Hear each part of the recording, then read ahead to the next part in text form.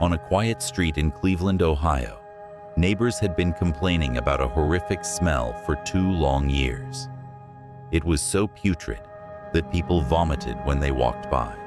City officials blamed Ray's sausage shop next door.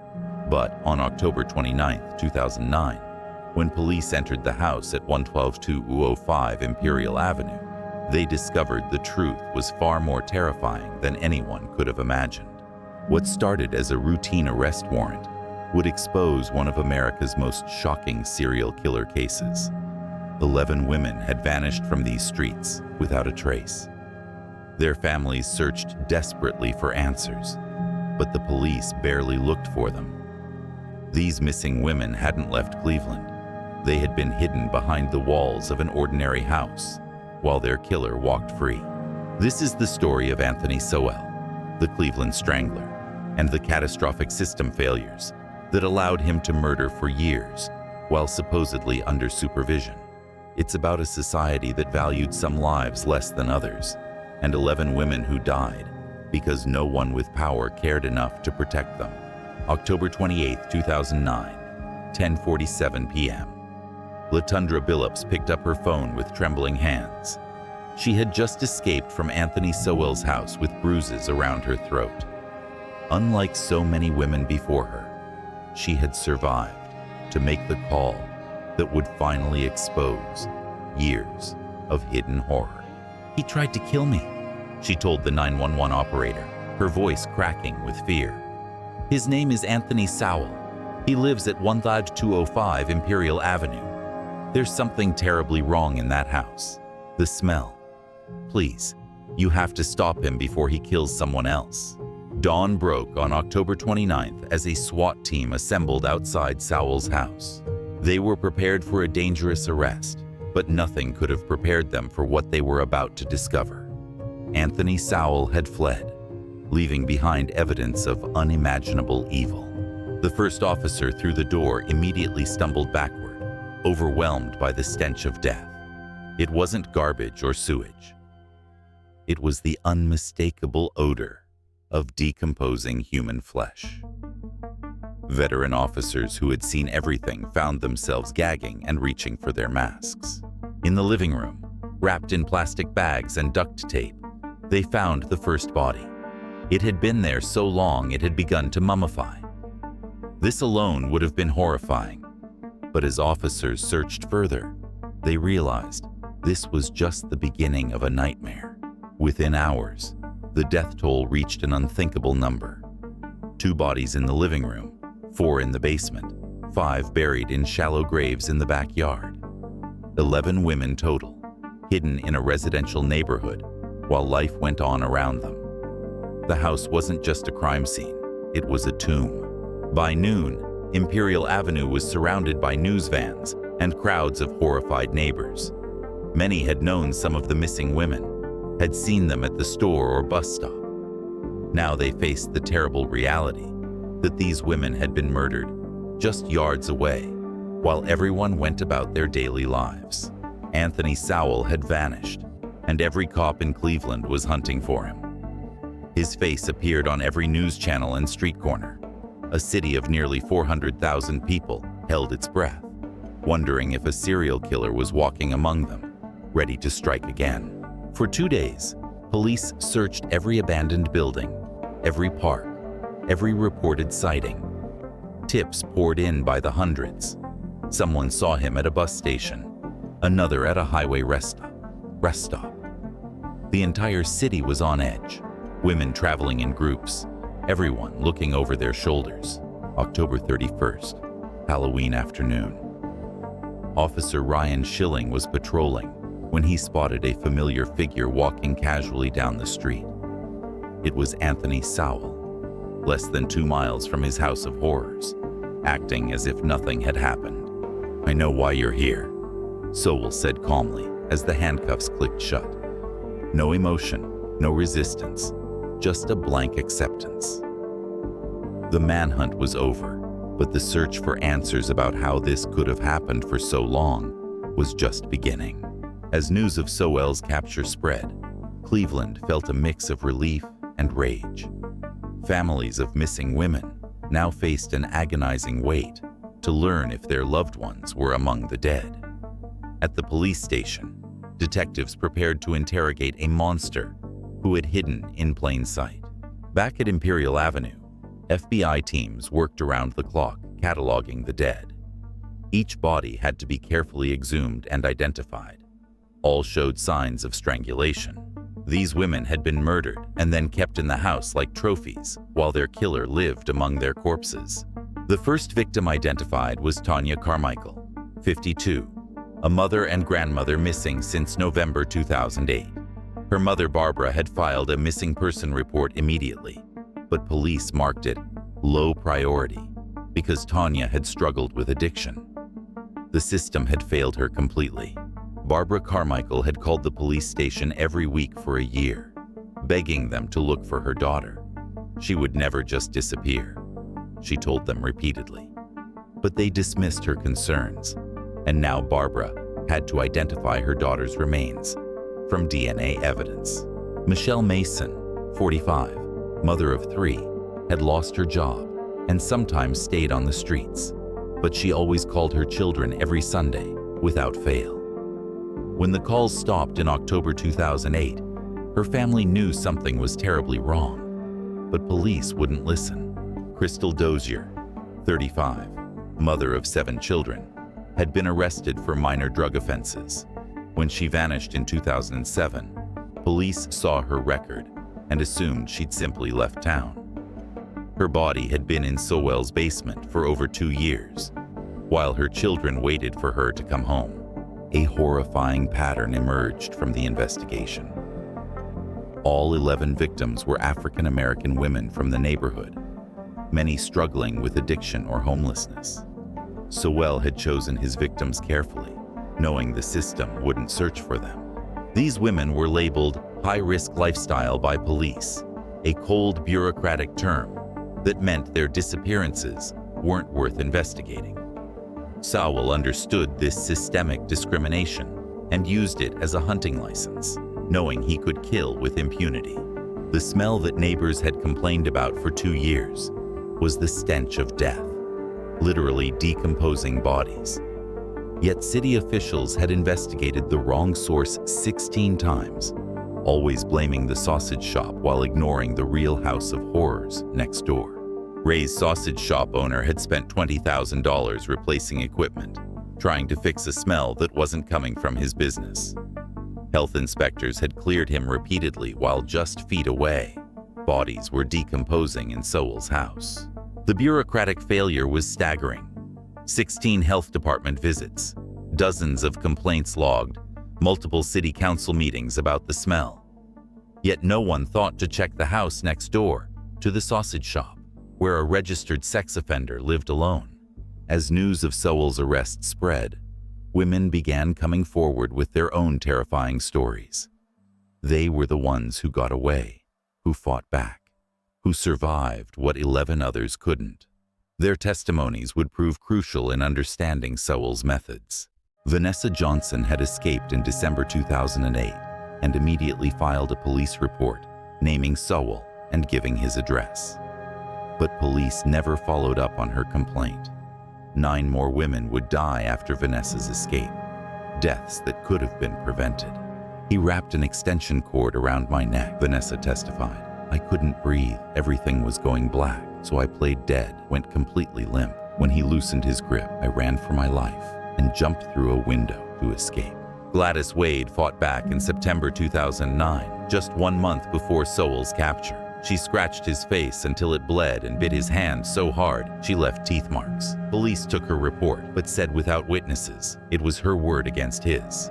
LaShonda Long's desperate fight for survival would be Sowell's undoing. On September 23, 2009, she fought so hard she broke his nose, then jumped from his second-story balcony, breaking her ankle but saving her life. Her detailed report finally forced police to act. To understand how Anthony Sowell became a serial killer, investigators looked back to his childhood in East Cleveland. Born August 19, 1959, into crushing poverty, he was one of 7 children raised by a single mother who worked 3 jobs just to survive. The house was chaos. 7 children often left alone with relatives while their mother worked. Court records would later reveal that these relatives sexually abused young Anthony starting at age 7, planting seeds of rage that would grow into murderous hatred. By high school, Sowell's rage toward women was already evident. He was suspended multiple times for violent attacks on female students. One classmate remembered him trying to strangle a girl who rejected him, taking 3 teachers to pull him off. Teachers described him as a ticking time bomb, quiet and withdrawn most days, but capable of explosive violence without warning. His juvenile records showed a pattern of escalating aggression, particularly toward women and girls who told him no. In 1908, seeking escape from his troubled life, Sowell enlisted in the Marine Corps. The military offered structure, discipline, and a chance to start over. For a while, it seemed like it might save him from his demons. For 7 years, Sowell served in the Marines, stationed in California, North Carolina, and finally Okinawa, Japan. To his superiors, he appeared to be a model Marine who followed orders and kept to himself. But darkness lurked beneath the surface. Female Marines at every base where Sowell was stationed reported a peeping Tom and attempted break-ins to their quarters. The incidents were never definitively linked to him, but they followed him from base to base like a dark shadow. On July 24, 1985, in Okinawa, Sowell's mask finally slipped. He broke into the quarters of a pregnant fellow Marine and attempted to rape her at knife point. She fought him off and screamed for help, finally exposing the monster beneath the uniform. The court-martial was swift and decisive. Sowell was sentenced to 15 years in military prison for attempted rape and assault. Prosecutors argued he would have killed his victim if she hadn't fought so hard. They were prescient in their warnings. In prison, Sowell was a model inmate, following every rule, attending every program, saying all the right things to counselors. But psychological evaluations noted his superficial compliance and lack of genuine empathy. He was manipulating the system, and it worked. In 2005, after serving 15 years, Sowell was released and returned to Cleveland. The city had changed dramatically. Factories closed, neighborhoods decimated by foreclosure, poverty and addiction everywhere. It was the perfect hunting ground for a predator. His stepmother had recently died, leaving him the house at 2205 Imperial Avenue. Neighbors remember him moving in quietly, keeping to himself, but always polite when encountered. No one suspected that evil had just moved into their neighborhood. As a registered sex offender, Sowell had to report to authorities monthly and submit to home visits. He never missed an appointment, always complied with every requirement. His parole officer noted him as a success story of rehabilitation. To his neighbors, Anthony Sowell seemed harmless, even helpful. He carried groceries for elderly residents, shared beers on his porch, attended neighborhood barbecues. He was hiding in plain sight, a wolf in sheep's clothing. Investigators believe the killing began in May 2007, 2 years after his release. The first victim remains unidentified to this day, known only as Jane Doe. She was found in the basement, wrapped in plastic, the first of 11 women who would die at Imperial Avenue. Sowell had developed a hunting pattern that was chillingly effective. He would approach women at bus stops or corner stores, often those who appeared to be struggling with addiction or homelessness. He offered them alcohol, drugs, or just a warm place to stay. Once inside 2205 Imperial Avenue, the friendly facade would vanish. The door would lock, and Sowell would transform from helpful neighbor to vicious predator. Survivors described how his eyes would go completely dead, like looking into an abyss. The attacks were brutal and prolonged. He would strangle his victims with extension cords or his bare hands, sometimes reviving them just to strangle them again. Every victim showed defensive wounds, proof that these women fought desperately for their lives. Most disturbing of all, Sowell would keep the bodies in his house for weeks or even months. He lived among the corpses as if they were roommates, watching television and eating meals while surrounded by death and decay. As bodies accumulated, the smell grew overwhelming. Neighbors called it the smell from hell that made them physically sick. They complained to everyone, the health department, city council, the police, but the authorities kept blaming the sausage shop. Between 2007 and 2009, 11 women vanished from Mount Pleasant. Their families filed missing person reports that were rubber-stamped and filed away. Not a single detective was assigned to investigate these disappearances. The police labeled these women as high-risk lifestyle cases, essentially saying their lives weren't worth investigating. If you were poor, black, and had any history with drugs or sex work, your disappearance didn't matter to Cleveland police. Meanwhile, Sowell's parole officer visited the house 3 times during the killing spree. Each time, they only checked the living room and left satisfied. They never went upstairs where bodies were decomposing, never investigated the overwhelming smell. Multiple women had reported being assaulted at 12205 Imperial Avenue. They gave Sowell's name, his address, described their attacks in detail, but without witnesses or physical evidence. Police dismissed every single report as unsubstantiated. The Mount Pleasant neighborhood had been abandoned by every system meant to protect it. Response times for 911 calls averaged 3 times longer than in wealthy neighborhoods. It was a community where predators could hunt with impunity. By 2008, Sowell's murders were accelerating. What started as killings months apart became a frenzy of violence. In April 2009 alone, 3 women disappeared. The monster was losing control, becoming bolder and more reckless. November 10th, 2008, Tonya Carmichael told her mother she was visiting a friend and would be back for dinner. She walked toward Imperial Avenue and vanished. Her mother would search for her every day for a year, not knowing she was dead just blocks away. Barbara Carmichael went to hospitals, morgues, crack houses, anywhere her daughter might be. She called the police weekly, begging them to investigate. They told her Tonya was an adult who had chosen to leave. They were catastrophically wrong. April 2009 saw an explosion of violence. Nancy Cobbs, Imelda Hunter, and Talacia Fortson all disappeared within weeks of each other. The community knew something was terribly wrong. Women were vanishing at an alarming rate, but authorities didn't connect the dots. In the chaos of urban poverty, these missing black women became statistics instead of emergencies. Their faces appeared on handmade flyers stapled to telephone poles while police resources went to investigating crimes in wealthier, whiter neighborhoods. With Sowell in custody, the FBI evidence response team took over the crime scene. This was now a federal case requiring the most sophisticated forensic techniques available. The house would be processed inch by inch for evidence. The basement revealed horrors beyond imagination. 4 bodies in various stages of decomposition, some reduced to skeletons. The FBI team worked in hazmat suits, documenting every detail while fighting the overwhelming stench of death. The backyard became an archaeological excavation. Using ground-penetrating radar, investigators found 5 shallow graves. Each body had to be carefully exhumed, with every bone fragment cataloged. It took 3 weeks to fully process the scene. Forensic analysis revealed the brutal truth. Every victim had been strangled.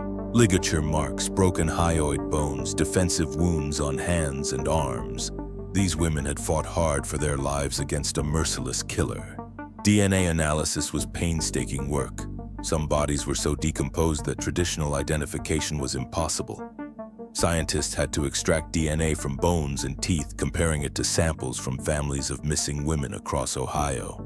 In the interrogation room, Anthony Sowell sat in silence for 12 hours straight. Detectives tried every technique, building rapport, confrontation, showing evidence. He remained as still and emotionless as a statue, giving them nothing.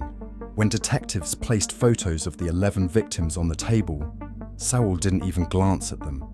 His pupils didn't dilate, his breathing didn't change. It was like the women were invisible to him, even in death. After 12 hours of stone-cold silence, Sowell made his only request. He wanted a cigarette. 11 women were dead, families were shattered, and all this monster cared about was his nicotine fix. Court-appointed psychologists diagnosed Sowell with antisocial personality disorder and psychopathy.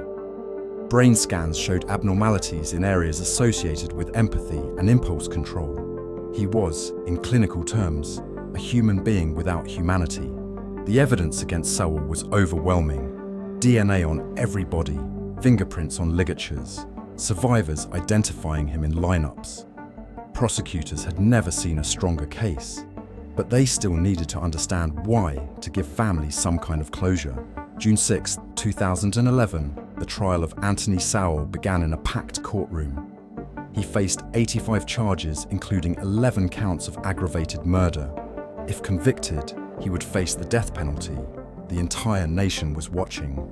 Prosecutor Pinky Carr's opening statement was devastating in its simplicity. This man lured vulnerable women to his house, strangled them, and lived among their decomposing bodies for years. The evidence will show he is a remorseless serial killer.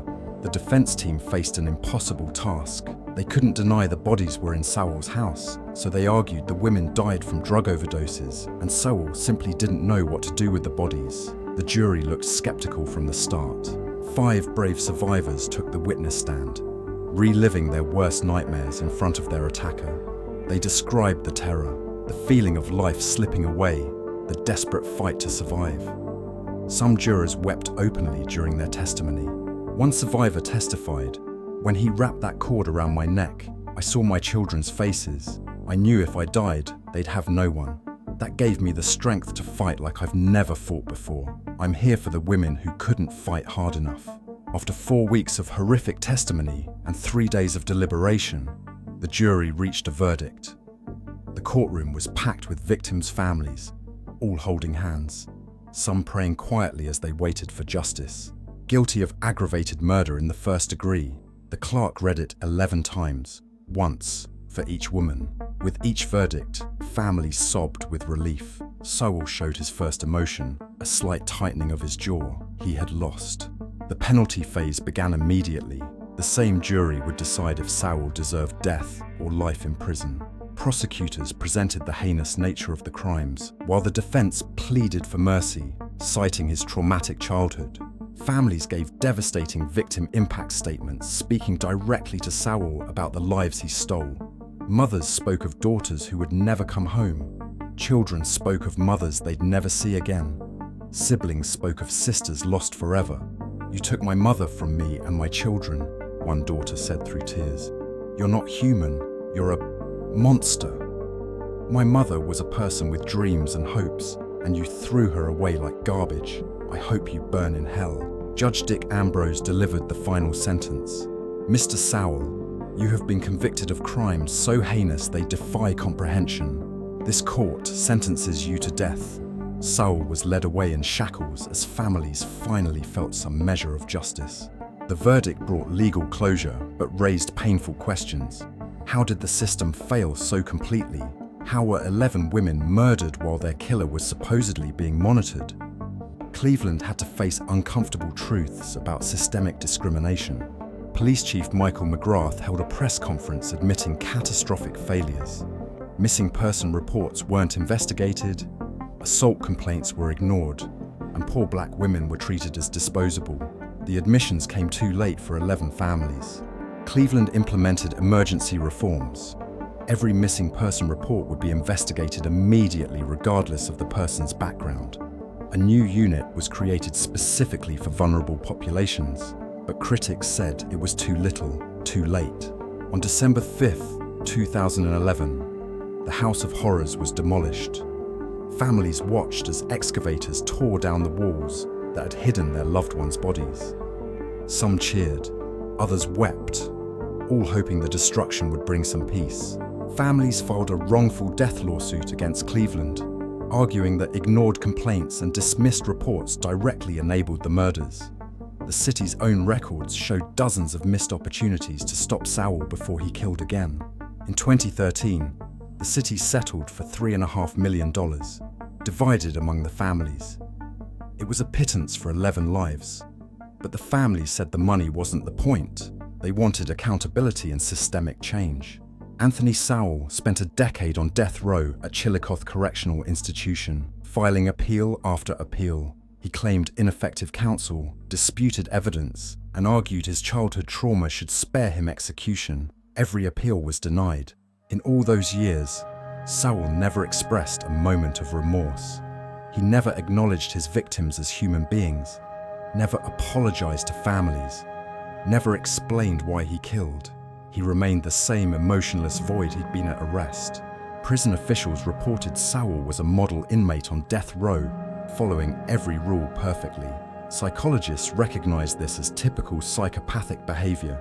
He could follow rules when it benefited him, but felt no genuine rehabilitation. On February 8th, 2021, Anthony Sowell died in a prison hospital from a terminal illness. He was 61 years old. Many families felt cheated that he died naturally instead of facing execution, escaping the ultimate punishment for his crimes. He got to die peacefully in a hospital bed, while my mother died in terror and pain, one family member said. There's no justice in that. But at least he's gone and can never hurt another woman again. Today, a memorial garden grows in Mount Pleasant where 11 trees stand in a circle, each one planted for a woman whose life was stolen. Families visit regularly, leaving flowers and photos, keeping their memories alive. Tonya Carmichael, 52 years old, loved cooking Sunday dinners that brought her entire extended family together. Her mother still makes her special cornbread recipe every Sunday, setting an empty place at the table in her memory. Nancy Cobbs, 43, wrote beautiful poetry and dreamed of publishing a book someday. Her family found journals filled with her words after her death and self-published them so her voice could finally be heard. Tashana Culver, 31, was studying hard to get her GED when she disappeared. She wanted to show her kids that it's never too late to pursue education. Her children graduated high school in her honor. Crystal Dozier, 35, mother of 7, fought addiction every day for her children. Despite her struggles, her kids remember a mother who loved them fiercely and never gave up trying to get better.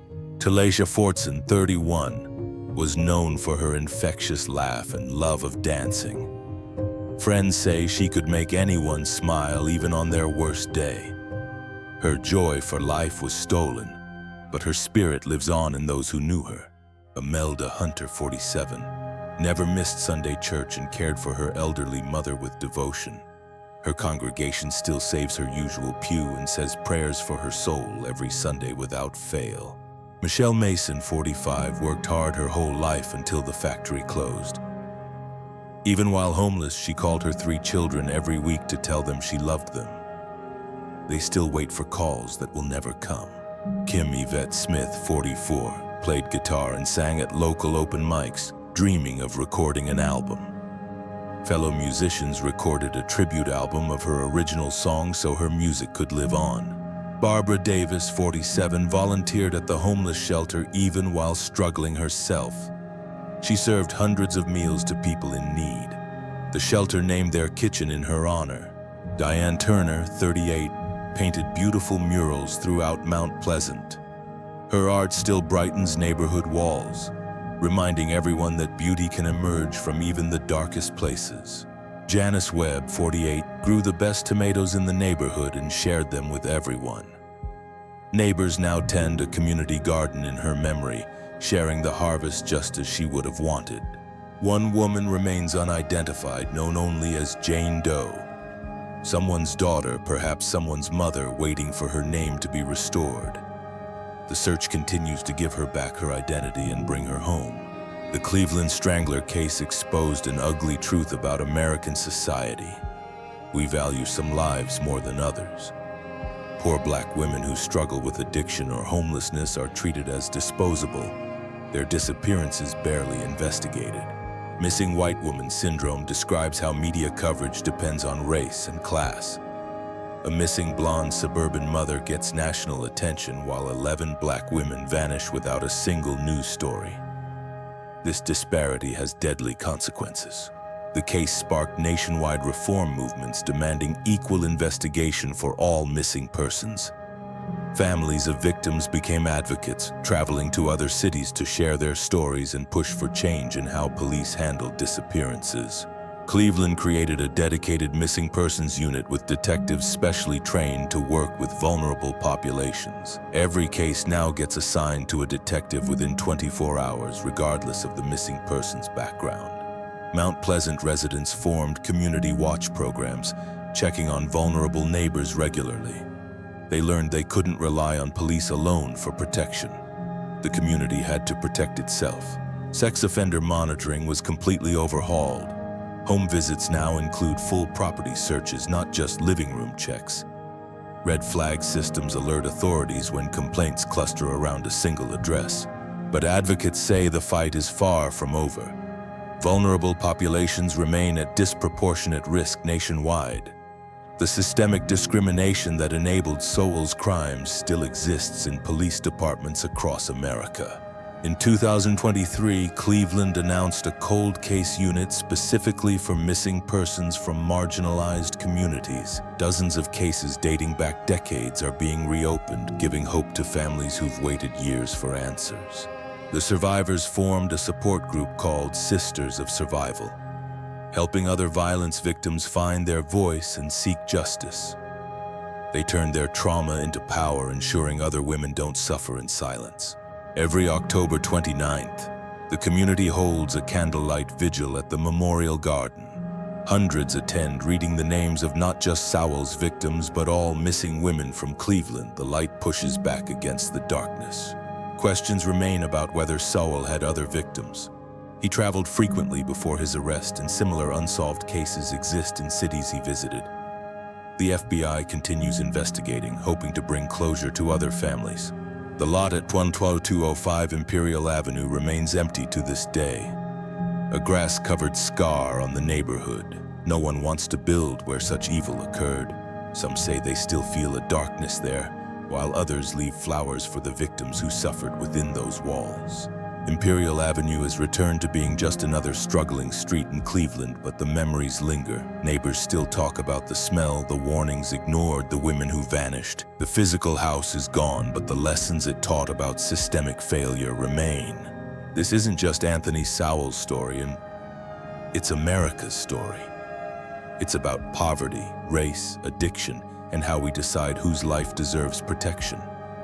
It's about 11 women who died not just from one man's evil, but from a society's indifference. Their names deserve to be spoken, remembered, and honored. Tanya Carmichael, Nancy Cobbs, Tashana Culver, Crystal Dozier, Talacia Fortson, Imelda Hunter, Michelle Mason, Kim Yvette Smith, Barbara Davis, Diane Turner, Janice Webb, and one woman still waiting for her name. They were mothers, daughters, sisters, and friends. They were human beings who deserved protection and justice. They deserved to live. May their memory inspire us to build a world where every missing person matters, where every life has value, where evil cannot hide behind society's blind spots. If you know someone who's missing, don't give up. If you see something wrong, speak up. Because somewhere, someone is waiting to be found, and their life matters. Their life has always mattered.